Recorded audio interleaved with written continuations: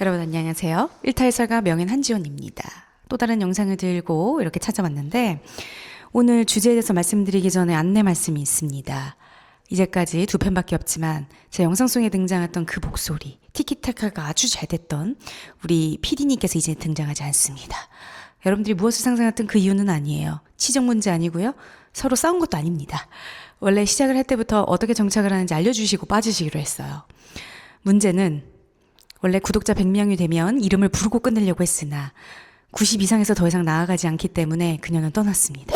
하지만 제 다른 영상들에 한 번씩 이벤트 형식으로 나타나실 거다라는 말씀을 드려봅니다. 문제는 지금부터죠.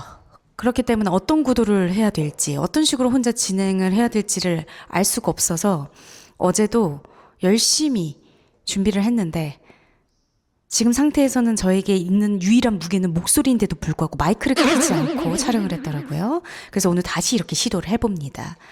자, 여기가 어디냐? 굉장히 휑 비어있는 느낌이실 테지만 제 작업실이고요. 저희 작업실이 2층 공간입니다. 자, 이거 하나는 좋은 것 같아요. 자, 그래서 어찌됐든 혼자 힘으로 이렇게 시작하는 첫 번째 영상. 오늘의 주제는 나름 일탈해설가입니다. 그러려면 그림 이야기를 해야 되는데 아직까지 그림 얘기를 하지 않았습니다. 본격적으로 전시, 작가, 그리고 작품에 대한 이야기를 드리기 전에 이 부분은 꼭 언급을 하고 시작을 하고 싶었어요. 네, 흔히 우리 한국에서 특히 열리고 있는 많은 전시 중에 가장 많이 사랑을 받는 전시가 일명 인상주의 작가들의 전시입니다.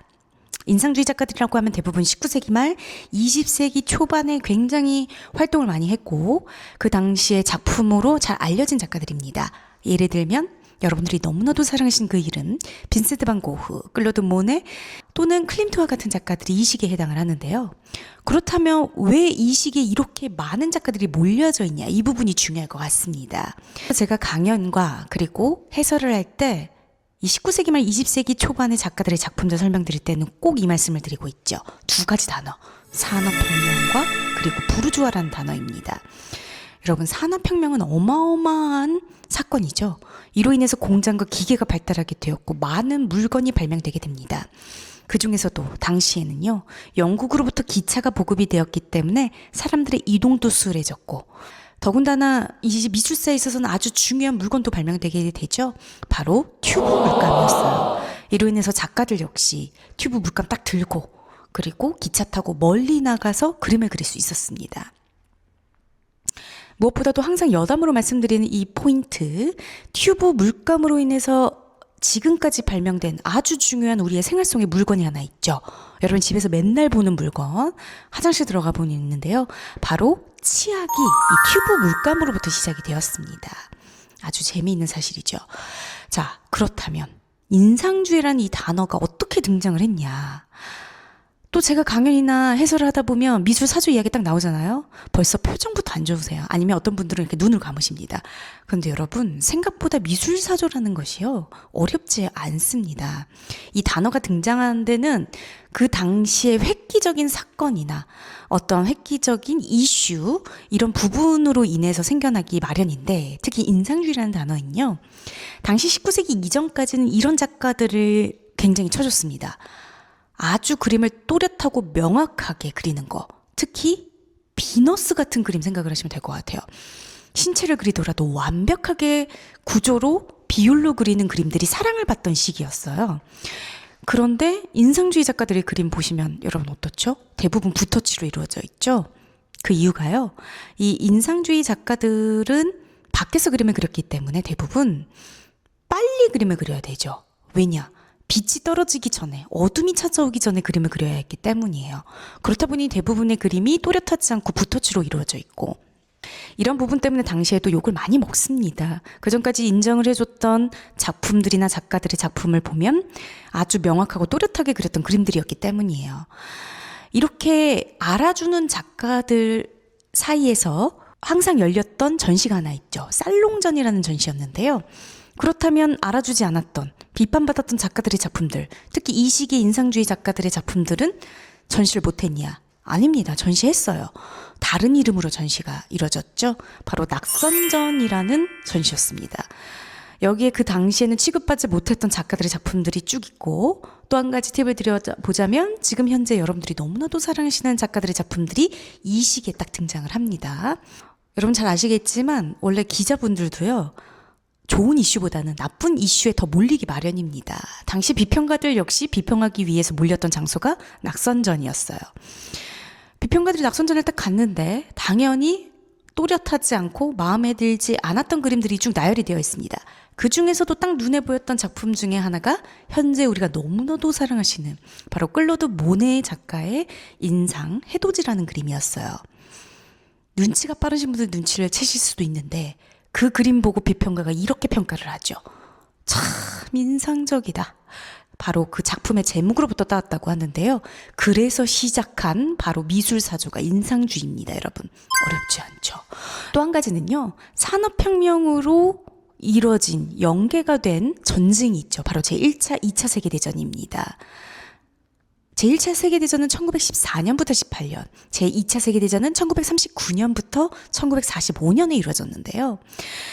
제가 미술 분야에서 일을 하면서 가장 재미있고 신기한 점은요, 학창 시절에 중고등학교 때 선생님이 아무리 제 머릿속에 제1차 세계대전은 이 시기고 제2차 세계대전은 이때이다 라고 말씀을 하셔도 들어오지 않았던 이 부분의 연도가 아주 쏙쏙 박혀서 머릿속에 있다는 점입니다. 왜냐? 대부분의 작가들, 유명한 현재의 인정을 받는 인상주의 작가들의 작품들이 이 시기에 밀집이 되어 있기 때문에 자연스럽게 세계대전의 연도를 알 수밖에 없어요. 작품들의 시기도 비슷했기 때문입니다. 제가 인상주의 작가들이 밖에서 그림 그릴 때 빨리 그리기 위해서 이렇게 붓터치로만 이루어졌다라고 말씀드렸지만 또 한 가지는요, 이 전쟁 때문이기도 했어요. 전쟁으로 나라가 혼란스러웠기 때문에 우리 역시 명확한 정신으로 살아갈 수 없다라는 이유 때문에도 그림이 명확하고 또렷하지 않는 그림이 등장을 한 부분도 있습니다. 여러분, 제1차, 2차 세계대전도요, 사실 산업혁명으로 이루어졌죠. 산업혁명으로 공장으로 많은 물건을 한 번에 찍어낼 수 있다 보니까 이때 발명됐던 것이 또 군사 도구들이었습니다. 또 한 가지, 꼭 해설이나 강연 때 말씀드린다고 했던 단어, 부르주아라는 단어가 남아 있습니다. 여러분, 부르주아. 제가 해설이나 강연 때 또 여쭤보면요, 이거 무슨 단어일까라고 하면 아주 자신있게 부자이라고 말씀을 하십니다. 여러분, 부자 맞아요. 부자 맞긴 합니다. 그런데 종류가 다른 부자예요. 대부분은 찐부자, 돈 좀 원래 많았던 기죽부자 생각하시는데요. 기죽부자 아니고요. 이 당시에 중산층 계급, 부르주아라는 단어, 불어이고 번역을 해보면 성 안에 있는 주민이라는 뜻이기 때문에 당시 중산층 계급을 부르주아라고 이야기를 했습니다. 갑자기 공장 발달, 산업의 경제적인 수준이 올라갔기 때문에 중산층들의 소득 수준도 올라갔기 때문이에요. 자, 그래서 여성들이 많이 등장을 합니다. 왜냐? 19세기 말부터는 여성들의 사회적 지위도 같이 올라갔기 때문이에요. 집안에만 있는 것이 아니라 밖으로 나가서 문화예술을 즐깁니다. 그런데요, 여러분께서 19세기 말 20세기 초반에 그림 속에 여성들이 등장을 할 때는요, 이 부분을 포인트로 보셔야 됩니다. 19세기 이전까지는 작가들이 여성의 신체를 그릴 때 이상화하여서 그림을 그려요. 왜냐? 신화적이거나 종교적인 주제에만 여성의 신체가 등장을 했기 때문입니다. 하지만 현실적인 몸은 19세기 후반부터 등장을 해요. 그렇다면 이상적이고 현실적인 몸의 특징이 무엇이 다르냐라고 생각을 하실 것 같은데, 여러분, 이상적인 몸에는 털이 등장하지 않습니다. 그런데 19세기 후반부터는 현실적인 몸이기 때문에 털이 등장하기 시작을 하죠. 그리고 다양한 계층의 여성들도 등장을 하게 됩니다. 드리고 싶었던 부분은요, 많은 전시장에서 그래도 전시가 잘 돼야 되잖아요. 그래서 사람들에게 사랑받는 작품들을 많이 들고 오는데 그 중에 작품들이 바로 인상주의 작가들의 작품이에요. 19세기 말 20세기 초반의 작품들. 이 전시장 가시면 지금 말씀드렸던 이 부분, 산업혁명으로 어떻게 되죠? 공장 기계 발달되었고 튜브 물감 발명되면서 작가들 밖으로 나가서 그림을 그렸다. 이로 인해서 세계대전도 일어났고 작가들이 혼란스러운 사회를 통틀어서 그리고 밖에서 그림을 그렸기 때문에 그림들이 대부분 붓터치로 이루어져 있다. 여성들이 등장을 하지만 당시의 여성들의 사회적 지위가 올라가면서 다양한 계층의 여성이 그림 속에 많이 등장을 한다. 현실적인 몸이 등장을 한다. 이 기준만 가지고 인상주의 작가 보시러 가시더라도 여러분들 눈에 이 그림이 들어올 것이다. 기본적인 부분은 들어올 것이다 라는 팁을 미리 드려보는 영상을 찍어봤습니다. 거의 랩을 하듯이 말씀을 드렸는데요. 어떠셨나요? 오늘 혼자 영상을 찍어봤습니다. 자, 많은 사랑을 주셔야겠죠. 많은 사랑 주셔야 된다는 말씀 드려보면서 오늘도 일탈설가 명인 한지원이었습니다. 안녕. 바이바이.